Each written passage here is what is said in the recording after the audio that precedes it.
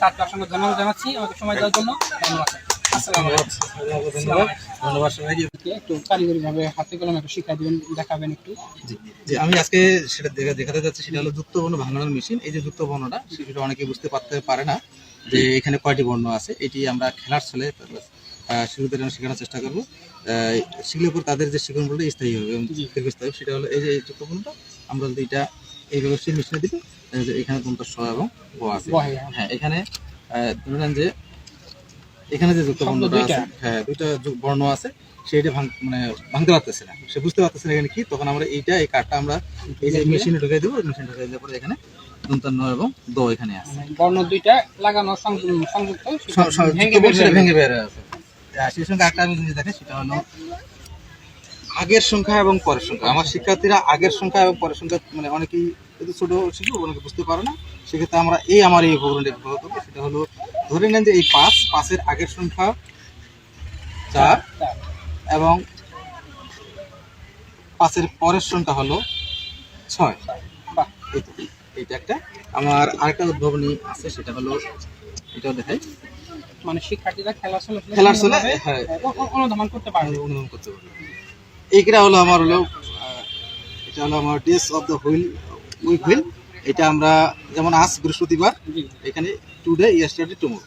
Yesterday মানে গতকাল, পিছনে নিয়ে যাবে এদিকে, আর টুমরো আগামীকাল সামনে আসবে। যেমন আজ বৃহস্পতিবার, আগামীকাল শুক্রবার। এইবারে আমার একটা গত ইয়েতে দেখেছিলাম, সেটা হলো এটা হলো আমার একটা তুলনা যন্ত্র। এটা এখানে দুটি সংখ্যা রয়েছে। শিশুরা সহজে বুঝতে পারতেছে না যে এটা কোনটি বড় এবং কোনটি ছোট। তখন আমি কি করলাম, আমার মাথা থেকে একটা চিন্তা বাইর করলাম যে আসলে এটা কিভাবে বাচ্চাদেরকে সহজে শেখানো যায়। সেক্ষেত্রে আমি একটা তুলনা যন্ত্র বের করলাম। বের করে দেখা যাবে এখানে 2, 3, 1, 4 একটা সংখ্যা দিলাম, এখানে 2, 3, 2, 4। শিশুরা কিন্তু বলতে পারতেছে না। তখন আমরা কি করলাম, এইরকম করে আমরা এই পকেটে আমরা 4টা সংখ্যা রাখছি, এই পকেটে এই সংখ্যা 4টা রাখছি। এখানে 2 আছে, আমরা এখানেও 2 নিব সামনে, এখানেও 2 আছে, এখানেও 2 নিব। 2 সমান। এখনো সে এটা সমান হয়ে আছে। এখনো সে বুঝতে পারে না যে আসলে কোনটি ছোট কোনটা বড়। তারপরে কি আছে 3, এখান থেকেও 3 নেবে, এখান থেকেও 3 নেবে, এখানেও 3, এখানেও সমান। আচ্ছা, এখানেও বুঝতে পারতেছেন। তারপরে এখানে 1 আছে, এখানে 2 আছে। এইবার দেখা যাবে কি এখানে 1 ছোট, এখানে 2 বড়। তাহলে সে বলতে পারবে যে এটাই একটা বড় সংখ্যা। তাহলে এই চিহ্নটা আমাদের এইদিকে চলে যাবে। শিক্ষার্থীরা আনন্দের সহিত শিখবে এবং তার মাথার মধ্যে লেগে যাবে, গেঁথে যাবে, যে সে আজীবন বুঝতে পারবে না এটা চাইতে বড়। এদিকে আমার আরেকটি হয়েছে, এটা হলো মৌলিক সংখ্যার চালনী।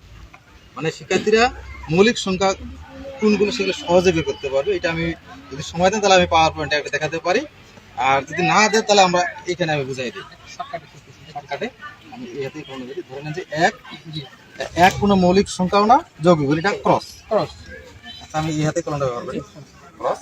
তারপর 1-এর পরে কি 2কে আমরা চিহ্নিত করলাম। 2-এর যে নামতাগুলো আছে, 2 হচ্ছে গুণিতক, 2 নামতা 4, 6, 8, 10 এরকম প্রত্যেকটা কাট কেটে তারপরে বাকি থাকবে 3-এর যে গুণিতকগুলো আছে প্রত্যেকটা কাটবো। তারপরে বাকি থাকবে 5, যার যে গুণিতকগুলো প্রত্যেকটা কেটে দিব। দেওয়ার পর একসময় দেখা যাবে শুধুমাত্র যে আমাদের যেগুলো গোল দাগ চিনতে হবে, এখানে 25টা গোল দাগ যুক্ত মানে সংখ্যা থাকবে। সেই সংখ্যাগুলোই এখানে চালনির মাধ্যমে সেগুলো বেরোবে, সেগুলো মৌলিক সংখ্যা। সেগুলো খুব সহজে বুঝতে পারবে এবং তাদের যে মেমোরিতে যেটা আজীবন এটা খুব সুন্দর। এটা বর্ণপুকুরটা আমি দেখাচ্ছি। এইটা যদি আমরা তো অনেকে গ্রামগঞ্জে থেকে আসি, অনেকে বা শহরে থেকে পুকুরে আমরা সবাই মাছ ধরি। এইটা হলো এরকম, এটা আমার কোনো পানির পুকুর না, এটা আসলে আমার একটা উদ্ভাবনী। এটা হলো এইটা আমার একটা ছিপ। এখানে কিন্তু এই পুকুরে কিছু মাছ এবং এটা মাছ আছে এবং মাছের যে নাম, সেই নামের প্রথম অক্ষরটা দিয়ে একটা বর্ণ আছে। আমি যদি একটু মনে না করি তাহলে আপনি নিজে মাছ দিতে পারেন।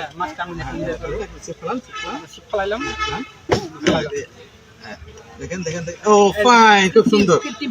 এখানে কি হলো, এখানে কি বর্ণ পাইছো? ততে কি তেলাপিয়া মাছটা সম্পর্কে, একটা মাছের যে একটা নাম, সেটা সম্পর্কে জানতে পারলো। সেই বর্ণটাও তার চোখে লেগে গেল। তার বেশি একসঙ্গে দুটো উঠবে না,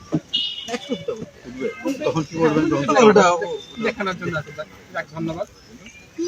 স্যার, আরো কিছু আছে স্যার? আমার আরো অসংখ্য উদ্ভাবনী আছে যা আমি আমার বিদ্যালয় থেকে এখানে আনতে পারিনি। আপনাকে আমন্ত্রণ জানাবো আমার বিদ্যালয়ে দেখার জন্য। আমার বিদ্যালয়ের নাম পাইকানপাড়া সরকারি প্রাথমিক বিদ্যালয়।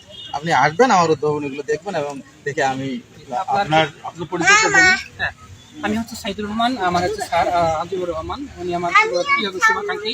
ওনার স্কুলে আজকে আসছি, উনি আমাকে তার স্কুলের বিভিন্ন উদ্ভাবনী জিনিসগুলো হাতে কলমের মাধ্যমে, প্র্যাকটিক্যালের মাধ্যমে উনি আমাকে দেখিয়েছে, খুব ভালো লাগলো। স্যারকে অসংখ্য ধন্যবাদ জানাচ্ছি আমাকে সময় দেওয়ার জন্য। ধন্যবাদ। আসসালামু আলাইকুম। ধন্যবাদ সবাইকে।